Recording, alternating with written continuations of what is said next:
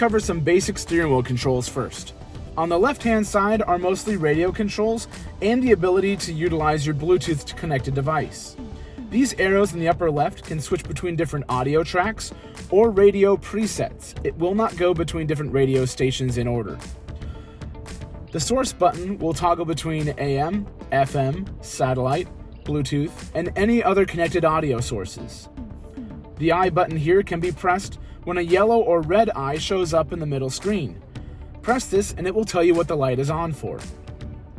The up and down arrows here change what displays in the middle screen. Things like fuel economy, trip information, individual tire pressures, and other bits of information depending on the vehicle that you're driving. Below that, you can answer an incoming phone call with this button here, or you can hang up or dismiss the incoming call. The dismiss button also doubles as a mute button for your radio. This button here will activate voice assistance. If you click it, the Subaru built-in voice command system can be activated. You can ask it to do things like tune to 99.9 FM, set fan speed to 4, set temperature to 70. If you press and hold this voice command button, it will activate Apple CarPlay, Siri, or Android Auto's Google Assistant.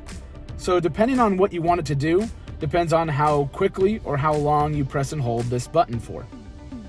Below that are simply volume controls, up and down. On the right-hand side of the steering wheel are mostly cruise controls.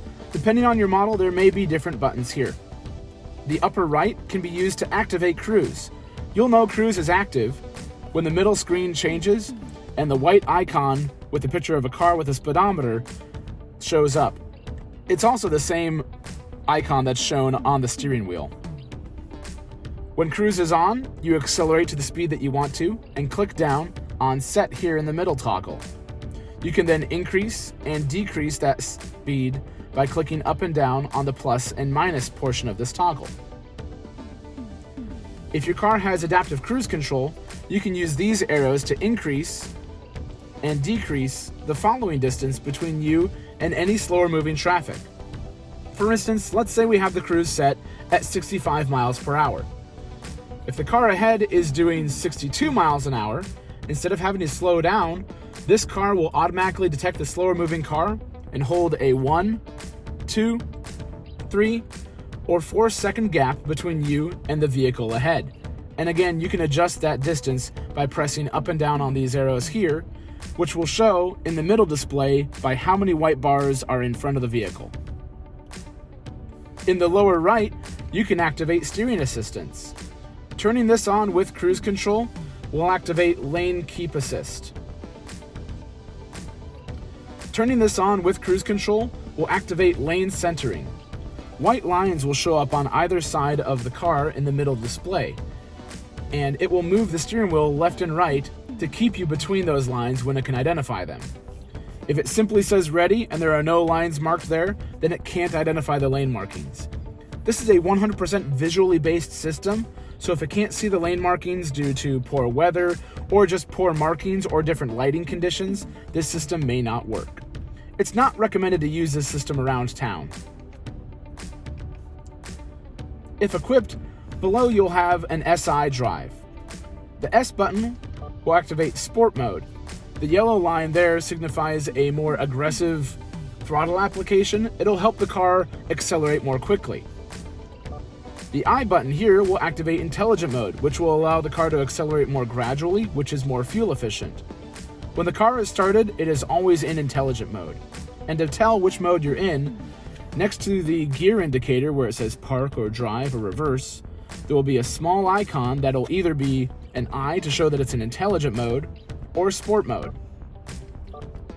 On the back side of the steering wheel, on the left there's a minus sign that can be pulled towards you, and on the right there's a plus sign that can be pulled towards you.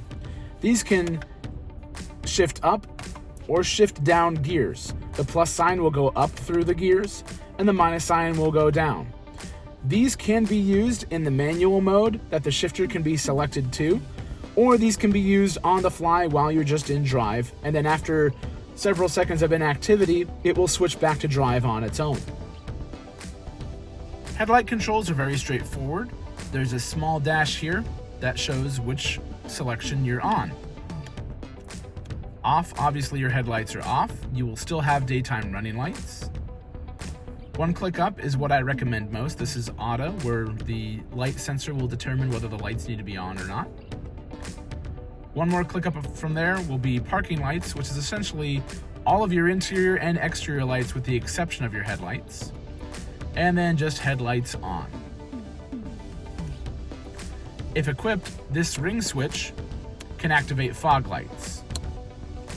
The other icons above that show that this can be used for turn signals simply, and that if you can click forward to utilize high beams. Wiper controls on the right hand side are easy as well. This position is off. If you click up once from there, you'll notice it springs back. This will do one swipe of the wipers. From there, you can click down for intermittent,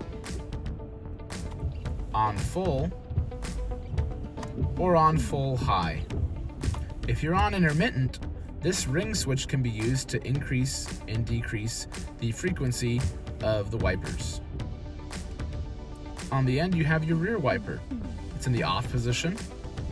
The dashed lines are for intermittent, and the solid line is for on full. For washer fluid for the rear, you can pull this, you can twist this towards you. And for washer fluid for the front, simply pull the whole thing towards you. Let's go over basic controls for the main screen. Your vehicle may have different options, but the basic operation will be the same. The top always shows your clock and outside temperature, and this top portion of the screen always remains, and you can use the arrows here to move them left and right for different bits of information. Depending on what your vehicle has depends on the kind of information supplied. Down below, you have climate controls, as well as some other helpful icons that we'll get to in a moment. Climate controls, you can increase and decrease the fan speed manually. You can press this white box here to open up more options. That gives you control over where the air is going, where the air is coming from, and other features. However, it's a lot easier just to set this system up in automatic.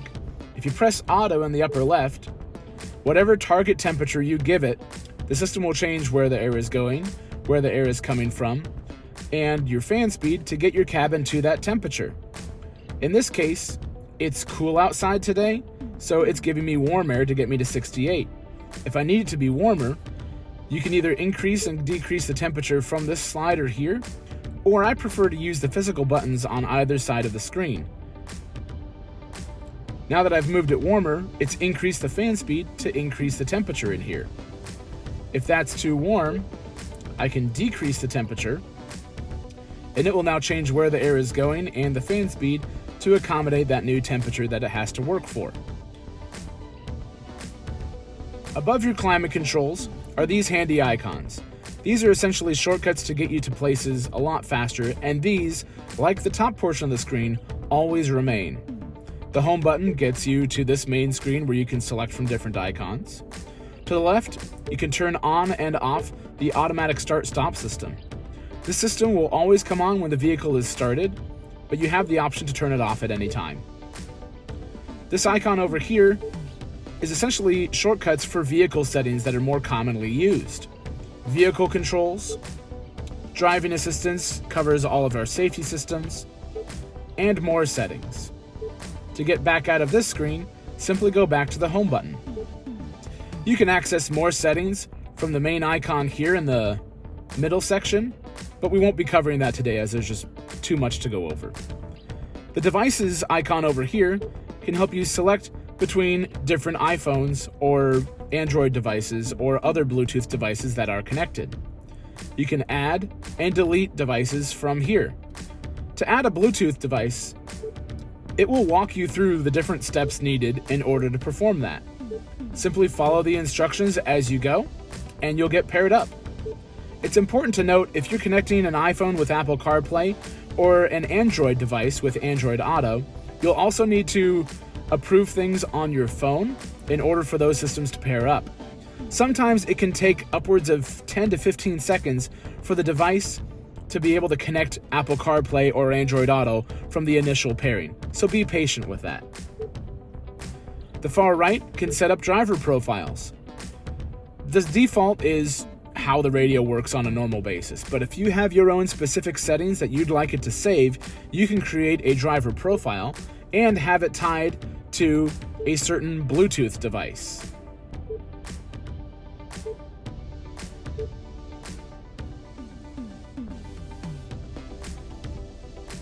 The main portion of the screen is pretty self-explanatory. For AM, FM, and satellite radio, come to the radio icon and you can change stations, change your sources up here. You can also press and hold down here to set any stations.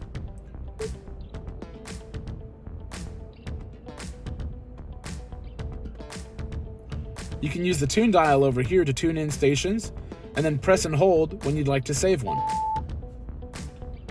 As I mentioned before with the steering wheel controls, once your radio stations are set, instead of having to select them from the screen here, you can use the arrows on the steering wheel without having to touch the screen to move between those different stations.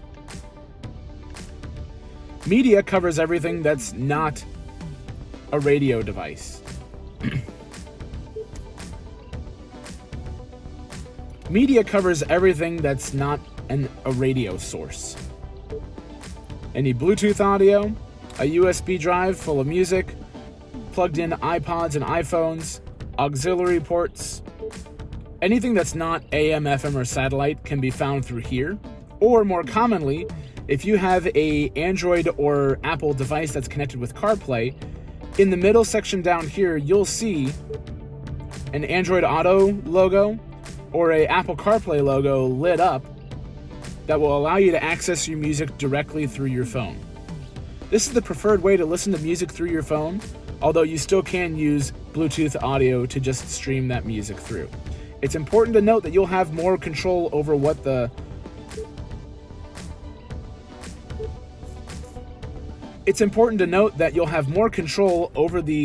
app that you're using for that music by utilizing Apple CarPlay or Android Auto.